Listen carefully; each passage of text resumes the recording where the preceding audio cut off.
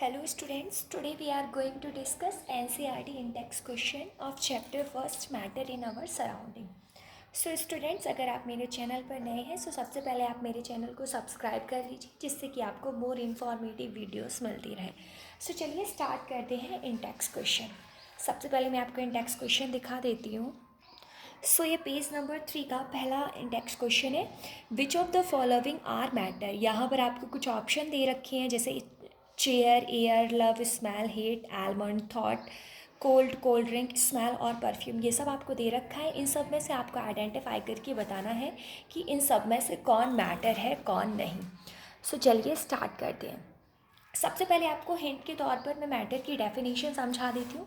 Anything that occupy space and having some mass are called matter. यानी nature में पाई जाने वाली ऐसी कोई भी चीज़ जो जगह घेरती है और जिसके पास अपना एक मास हम कंसिडर कर सकते हैं वेट से भी, जिसके पास मीन क्या हो, अपना एक पर्टिकुलर मास हो, उसे हम क्या बोलते हैं, मैटर बोलते हैं.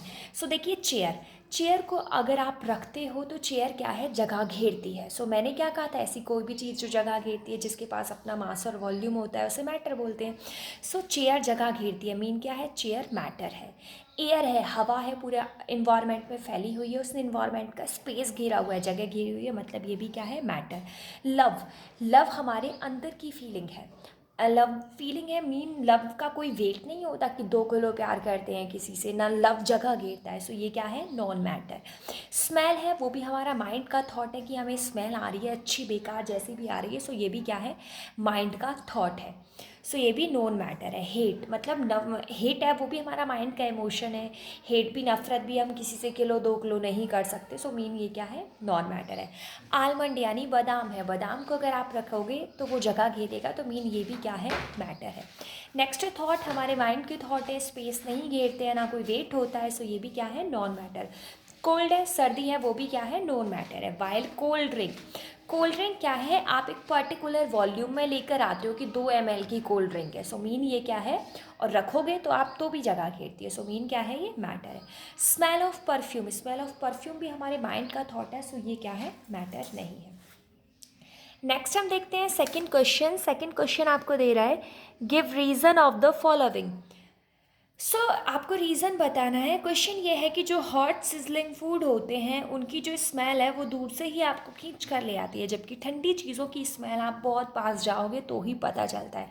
सो ऐसा क्यों होता है. सो चलिए देखते हैं क्वेश्चन का आंसर.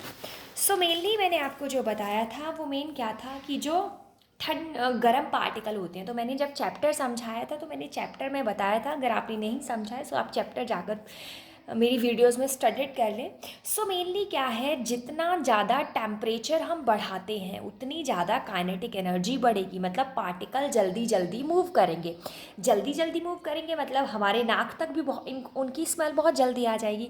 जबकि जो ठंडे पार्टिकल होते हैं उनका टेम्परेचर कम होता है तो काइनेटिक एनर्जी भी क्या होगी, कम होगी. तो अगर हम नज़दीक से जाएंगे उनकी स्मेल तो ही हम तक पहुंच पाती है.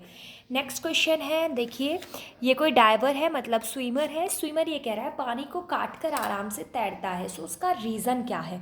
सो आपको रीज़न देखना है. सो देखिए रीज़न क्या है, मीन क्या है, वाटर क्या है, एक मैटर है. सो मैटर की मैंने प्रॉपर्टी बताई थी कि मैटर के जो पार्टिकल्स होते हैं उनके बीच में क्या होता है, स्पेस होता है. ठीक है, तो जो स्पेस होता है उस स्पेस की ही वजह से जो डाइवर है उस पानी को काट काट कर तैरता है. सो इसका रीज़न क्या है, वाटर एक मैटर है और वो मैटर की ही प्रॉपर्टी को फॉलो करता है, particle possess space between them. Okay, I hope you all are got it. Next हम देखते हैं पेज नंबर 6 के इंडेक्स क्वेश्चन. सो देखिए आपको फर्स्ट क्वेश्चन नज़र आ रहा है. इस फर्स्ट क्वेश्चन में क्या है कि आपको डेंसिटी बताई हुई है. डेंसिटी क्या होता है, मास पर यूनिट वॉल्यूम को हम क्या बोलते हैं, डेंसिटी बोलते हैं. सो कुछ सबस्टांसेस आपको दे रखे हैं, ये आपको डेंसिटी के अकॉर्डिंग इंक्रीजिंग ऑर्डर के अकॉर्डिंग अरेंज करना है. सो चलिए इस क्वेश्चन का आंसर हम देखते हैं. इस क्वेश्चन का आंसर देने से पहले सबसे पहले आप एक बात जान लीजिए कि सबसे ज़्यादा डेंसिटी सॉलिड की होती है, फिर थोड़ी सी मीडियम लिक्विड की होती है और सबसे कम डेंसिटी गैस की होती है. अगर हम इंक्रीजिंग ऑर्डर के अकॉर्डिंग अरेंज कर रहे हैं तो सबसे पहले हमें क्या देखना है कि जिसकी जो पार्टिकल दे रखे हैं हमें क्या सर्च करना होगा कि जो गैस है, गैस की जो डेंसिटी होती है वो सबसे कम होती है। सो इस क्वेश्चन में जो गैस में दे रखे हैं, एक तो एयर दे रखा है, एक एग्जॉस्ट फ्रॉम चिमनी दे रखा है। सो एयर है वो मिक्सचर ऑफ गैसेस होता है ओनली, सो सबसे कम क्या है उसकी डेंसिटी होगी। देन एक और गैस दे रखा है, वो क्या है, एग्जॉस्ट फ्रॉम चिमनी। लेकिन एग्जॉस्ट फ्रॉम चिमनी में थोड़े से सॉलिड पार्टिकल होते हैं, तो उसमें क्या है, गैस और सॉलिड का थोड़ा सा कॉम्बिनेशन है, सो उसकी डेंसिटी उससे थोड़ी सी ज़्यादा होगी। अब हम बात करते हैं जो इस क्वेश्चन था, इस क्वेश्चन में केवल यही दो गैस दे रखे हैं, उसके बाद उसने क्या दे रखा है, हनी दे रखा है, वाटर दे रखा है, चॉक है, कॉटन है और आयरन है। आपको पता है हनी और वाटर लिक्विड है, दोनों फ्लो की कैपेबिलिटी होती है। चॉक, कॉटन और आयरन ये तीनों किस में आते हैं, सॉलिड में।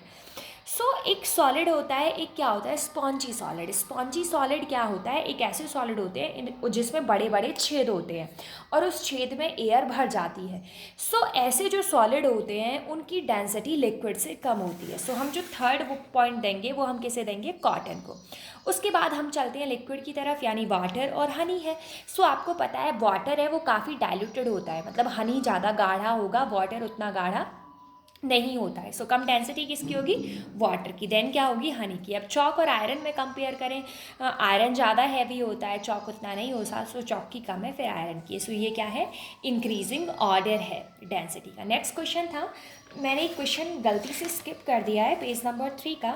वो क्या था, what are the characteristic of particle of matter. Particle of matter की आपको क्या बतानी है, कैरेक्टरिस्टिक बतानी है, जो कि मैं आपको फर्स्ट वीडियो लेक्चर में ही बता चुकी थी कि पार्टिकल ऑफ मैटर क्या होते हैं, स्मॉल होते हैं। पार्टिकल ऑफ मैटर के बीच में स्पेस होता है।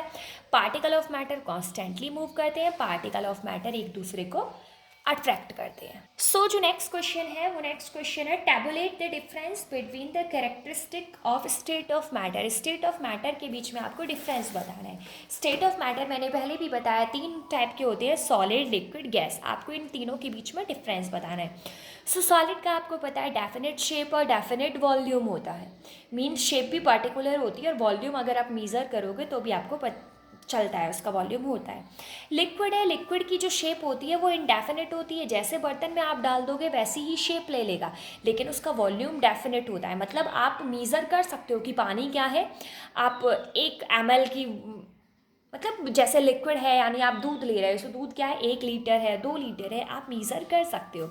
नेक्स्ट है गैस है, गैस की शेप भी क्या होती है, इनडेफिनेट होती है और वॉल्यूम भी इनडेफिनेट, मतलब ना इसके पास बैटर शेप होती है ना बैटर वॉल्यूम होता है। नेक्स्ट क्या है, जो पार्टिकल देखते हैं, सॉलिड में पार्टिकल क्या है, पास पास है।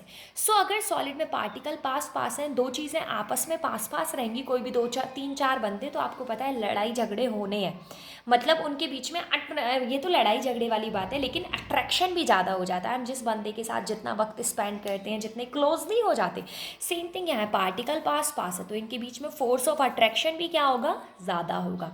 या पार्टिकल थोड़े से दूर हैं, सो इनके बीच में अट्रैक्शन क्या है, सॉलिड से थोड़ा सा कम है। लिक्विड के पार्टिकल के बीच में ज़्यादा स्पेस होता है, तो इनके बीच में फोर्स ऑफ अट्रैक्शन बिल्कुल नहीं होता। अब बात करते हैं हम इन्हें कंप्रेस करने की, दबाने की। सो आपने देखा होगा सॉलिड को हम कंप्रेस नहीं कर सकते। आप ईंट है उसे दबाते जाइए, कितना भी दबा लीजिए, जोर से दबाएंगे आपके हाथ में लग जाएगी, लेकिन ईंट कंप्रेस नहीं होगी। सो मीन क्या है, सॉलिड कंप्रेस नहीं होते। लिक्विड कुछ बुक्स कहती हैं कि थोड़ा बहुत कंप्रेस हो जाते हैं और कहीं आपको मिलेगा कि बिल्कुल कंप्रेस नहीं होते। सो आप दोनों पॉइंट अपने माइंड में रखिए। और जो गैस है वो बहुत अच्छे से कंप्रेस हो जाती है। बलून है, बलून को आप कितना भी तोड़ मरोड़ सकते हैं, वो कंप्रेस हो जाता है। सॉलिड क्या है, कभी भी फ्लो नहीं होते। आपने कभी भी किसी स्टोन को, किसी भी ब्रिक्स को बहते हुए नहीं देखा होगा। लिक्विड और गैस फ्लो होते।